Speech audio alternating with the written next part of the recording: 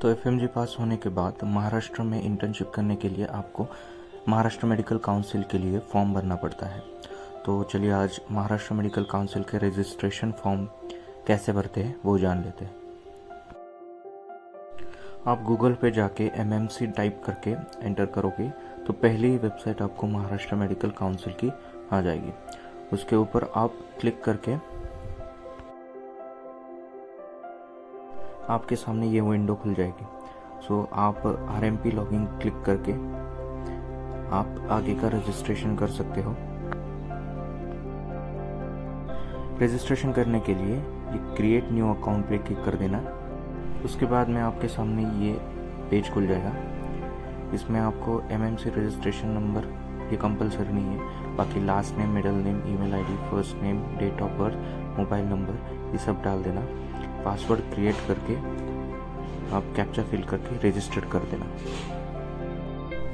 Registration होने के बाद लॉगिन पे क्लिक करके आप ईमेल आईडी, पासवर्ड डाल के कैप्चा फिल करके लॉगिन कर सकते हो। लॉगिन करने के लिए आपके रजिस्टर्ड ईमेल आईडी पे या फिर रजिस्टर्ड मोबाइल नंबर पे एक ओटीपी आएगा, तो उसको यहाँ एंटर करके कंटिन्यू कर देना। लॉगिन करने के बाद ऐसी वाली विंडो आपके सामने खुल जाएगी। इसमें सर्विसेज ऑफ एप्लीकेशंस में क्लिक करना। अभी इन ऑप्शन में से फर्स्ट ऑप्शन जिन बच्चों ने महाराष्ट्र में एमबीबीएस किया है उन बच्चों के लिए ये फॉर्म है, तो हमें गलती से भी ये फॉर्म नहीं भरना है। फॉरेन मेडिकल ग्रेजुएट ने ये 6 नंबर वाला ऑप्शन सिलेक्ट करना है।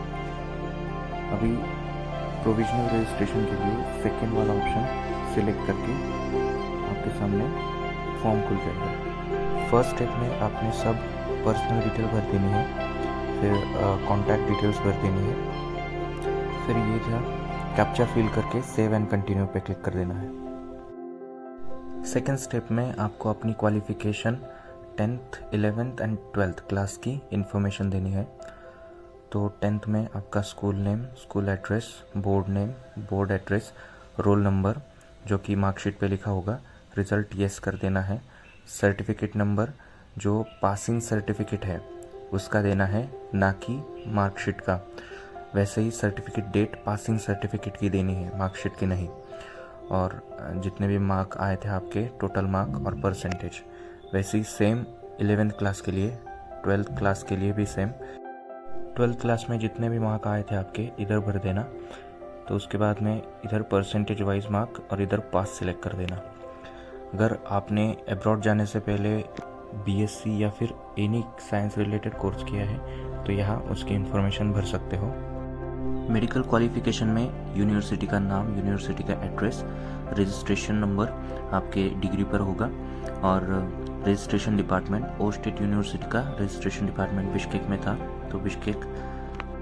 रजिस्ट्रेशन की वैलिडिटी अप्रॉक्सीमेटली 10 ईयर की होती है। तो ये आपकी डिग्री पे जब भी डिग्री इशू हुई थी वो वाली, और वैलिड अप टू आगे 10 ईयर तक आप वो डेट दे सकते हो। मीडियम ऑफ इंस्ट्रक्शन इंग्लिश ही होगा। उसके बाद have you done any part of medical course in India, तो नो, इधर नो कर देना। उसके बाद कैप्चा भर के आप सेव एंड कंटिन्यू पे क्लिक कर देना। थर्ड स्टेप में आपकी पासपोर्ट डिटेल आएंगी, जैसे कि passport number, date of issue, place of issue, address on the passport, visa issue by the country and nature of visa, student visa select कर लेना। डेट ऑफ वैलिडिटी, ये date आपकी जो पहला वीज़ा लगा था तो उसकी इशू वाली डेट लिखना, और ये वाली डेट आपका जो लास्ट वाला वीज़ा था उसकी एक्सपायरी डेट लिखना। After that date of leaving India और date of returning to India ये लिख देना। आपका पासपोर्ट कभी लॉस हुआ है या गुम हो गया है, अगर यस तो यस करके आप उसकी रीज़न दे सकते हो, पासपोर्ट क्यों चेंज किया, प्रीवियस पासपोर्ट का number, date of issue of previous passport, place of issue of previous passport और एड्रेस भी प्रीवियस पासपोर्ट का। और अगर आपने एफआरआई दर्ज की है गुम होने की तो उसका नंबर दे सकते हो। स्क्रीनिंग टेस्ट पर्टिकुलर में आप अपने national board of examination, date of passing, जब रिजल्ट लगा था वो वाला नंबर, रोल नंबर कितने मार्क आए थे आउट ऑफ वो डाल देना। इंटर्नशिप ट्रेनिंग में अभी तक तो इंटर्नशिप शुरू नहीं हुई है हमारी, तो इधर ब्लैंक रहने देते हैं। मैं महाराष्ट्र से इंटर्नशिप करने वाला हूँ, तो महाराष्ट्र सेलेक्ट किया। ये MCS रिकॉग्नाइज है तो यस कर देंगे। अप्रॉक्सीमेटली हम 1 जुलाई टू 31 मई ऐसा 1 साल का 365 डेज का मान के चलेंगे कि इंटर्नशिप होगी। उसके बाद में name of the medical degree, हमारे मेडिकल डिग्री पे MD जनरल मेडिसिन लिख के आता है और 2023 बैच का स्टूडेंट हूँ मैं।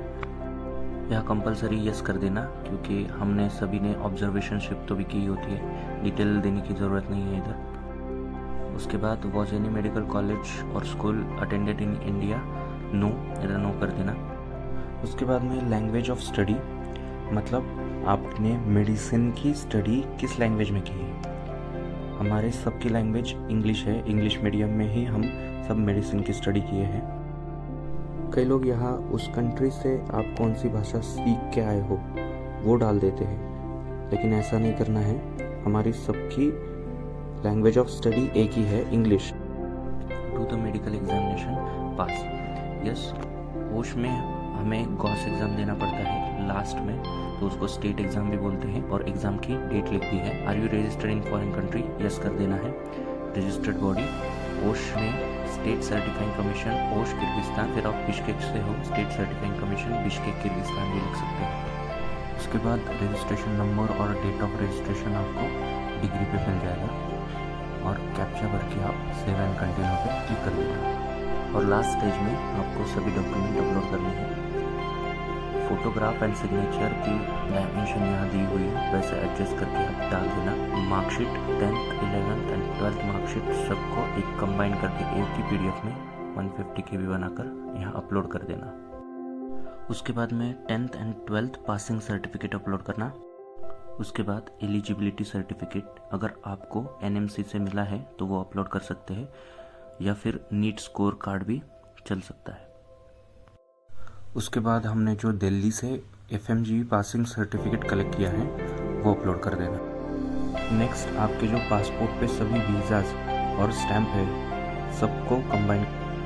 इंटर्नशिप डूइंग सर्टिफिकेट कंपलसरी नहीं है, और लेटर फ्रॉम इंडियन एम्बेसी ये भी कंपलसरी नहीं है। उसके बाद डोमिसाइल सर्टिफिकेट महाराष्ट्र का अवेलेबल होगा तो अपलोड कर दो, अगर अवेलेबल नहीं है तो आधार कार्ड अपलोड कर दो।